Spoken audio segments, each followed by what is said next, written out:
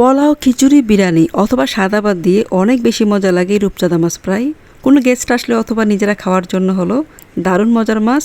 আসসালামু আলাইকুম সুপ্রিয় দর্শক, সবাই কেমন আছেন? আশা করি আল্লাহর রহমতে সবাই অনেক অনেক ভালো আছেন। আমরা আলহামদুলিল্লাহ ভালো আছি।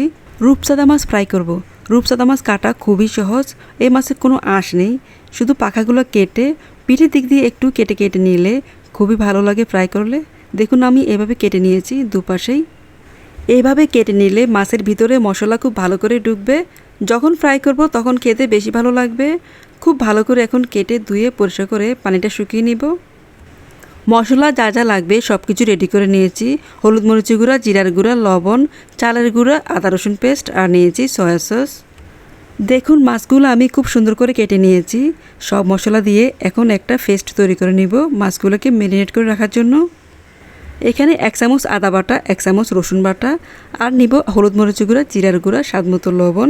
আমি এখানে চালের গুঁড়া দিচ্ছি, আপনারা ইচ্ছে করলে কর্নফ্লাওয়ার অথবা ময়দা দিতে পারবেন, কোনো সমস্যা নাই। তবে খেয়াল রাখতে হবে কোটিংটার জন্য বেশি ঘন না হয়। সবশেষে দিয়ে দিলাম সয়া সস। এখন খুব ভালো করে মেখে একটা পেস্ট তৈরি করব। তারপর মাছের গায়ে খুব সুন্দর করে লাগিয়ে নিব। এই কাজটা খুব সুন্দর করে আস্তে আস্তে করতে হবে। খুব ভালো করে মাছের গায়ে মশলাগুলো মেখে নিতে হবে, তাহলে মাছটা খেতে অনেক বেশি মজা হবে। একটু ধৈর্য নিয়ে সময় নিয়ে করতে হবে। এখন আমি মেখে নিচ্ছি। দেখুন মশলা খুব ভালো করে দুপাশে লাগিয়ে আমি 30 মিনিট ম্যারিনেট করে রেখেছিলাম। আপনারা ইচ্ছে করলে আরও বেশি টাইম রাখতে পারেন, তাহলে মাছটা খেতে আরও বেশি মজা হবে। এইভাবে মশলা মাখিয়ে আপনারা এয়ারটাইট বক্সে ভরে ডিপ ফ্রিজে সংরক্ষণ করে রাখতে পারবেন। যখন প্রয়োজন হয় তখন শুধু নামিয়ে মাছটা ভেজে নিলে হয়ে যাবে। তো যাই হোক, খুব ভালো করে আমি মশলাটা মাছের গায়ে মেখে নিচ্ছি। যত ভালো করে মাখানো হবে ততই বেশি টেস্ট হবে। আমি 30 মিনিটের জন্য রেস্টে রেখে দিব। আপনারা আর বেশি টাইম রাখবেন, তাহলে বেশি মজা লাগবে খেতে। আমি মাছ ভাজবো সরিষার তেল দিয়ে, সেজন্য সরিষার তেল আগে থেকে খুব ভালো করে গরম করে নিয়েছি। এখন মাছগুলো দিয়ে দিচ্ছি একটা একটা করে। এই পর্যায়ে চুলার হিট প্রথমে একটু বাড়িয়ে রাখবো। যখন এক পাশটা একটু ভাজা হয়ে যাবে, মানে একটু শক্ত হয়ে যাবে, তখন উল্টিয়ে দিব। তারপর চুলার হিট মাঝারিতে রেখে ভেজে নিতে হবে, তাহলে মাছটা খেতে অনেক মজা লাগবে, মচমচে হবে।